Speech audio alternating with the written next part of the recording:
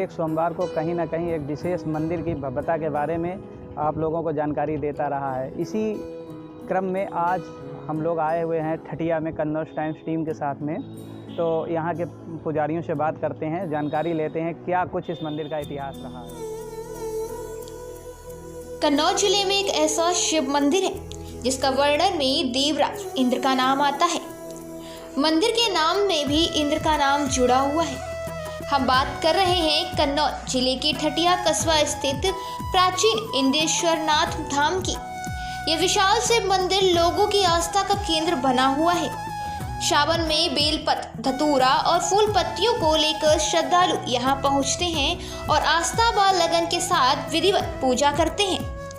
मंदिर में काल सर्प दोष से पीड़ित लोग आकर सोने और चांदी के बने हुए सर्प अर्पित करते हैं, जिससे काल सर्प दोष का असर कम होता है।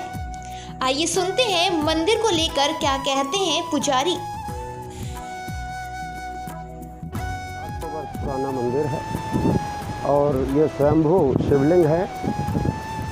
लोगों की ऐसी मान्यता है कि यहाँ पर हजारों लोगों की मान्यताएं पूरी होती हैं और कभी यहाँ पर इंद्र देवी अपनी पूजा अर्चना की, जिसके नाम से इंद्रेश्वर नाथ मंदिर इसका पड़ा।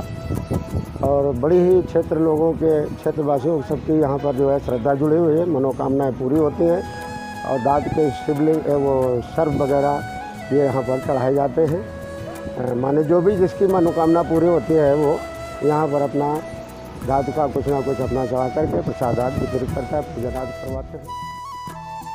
इंद्रेश्वर नाथ मंदिर के बारे में कहा जाता है कि यहाँ स्वयं वो शिवलिंग है और खुद देवराज इंद्र यहाँ आकर भगवान भोलेनाथ की आराधना करते थे। तकरीबन 700 वर्ष पूर्व यह मंदिर पुनः अस्तित्व में आया। बाद में इस मंदिर का जीर्णोद्धार ठटिया रियासत के राजा पोखर सिंह ने कराया था।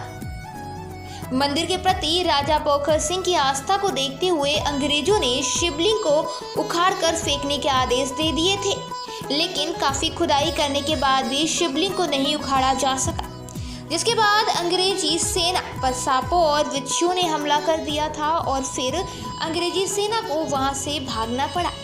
यही वजह है कि लोग पूरी लगन और आस्था के साथ मंदिर में नियमित तौर पर पूजा अर्चना करते हैं।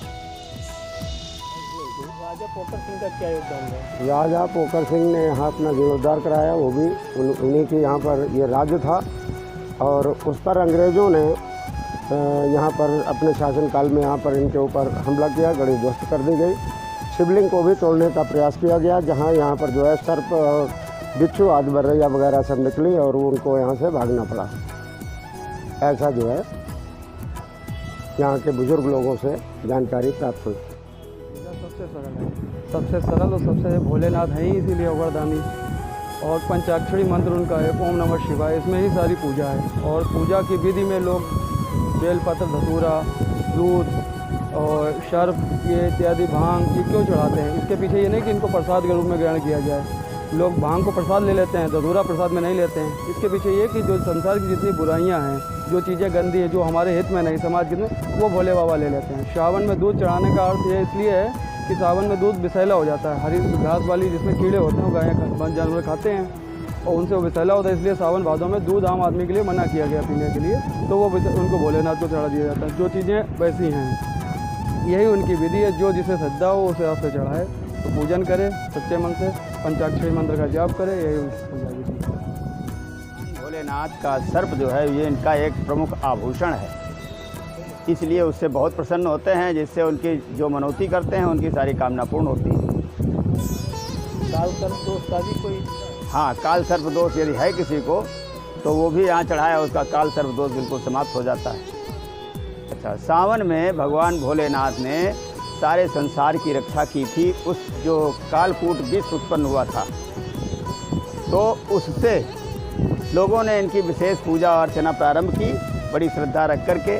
उसमें जैसे कई तरह से धतूरा है तो धतूरे से स्वर्ग प्राप्त होता है, और बेलपत्र है, बेलपत्र भगवान भोलेनाथ का प्रमुख, जैसे क्या नाम, भगवान शिव विष्णु को तुलसी है और गणेश को दूर्वा है। इसी तरह से भोलेनाथ को विशेषकर बिल्वपत्र प्रिय है, क्योंकि बिल्वपत्र में बहुत से गुण होते हैं और वो माने समस्त गुणों के अधिष्ठाता, माने देने वाले, प्रदान करने वाले वो भगवान भोलेनाथ हैं। त्रिदल से चढ़ाए से तीनों लोक जीत लेते हैं। इस तरह से बिल्वपत्र का बहुत बड़ा महत्व है और बिल्वपत्र भगवान भोलेनाथ को बहुत प्रिय है। बिना बिल्वपत्र के भगवान भोले का पूजन पूर्ण नहीं है।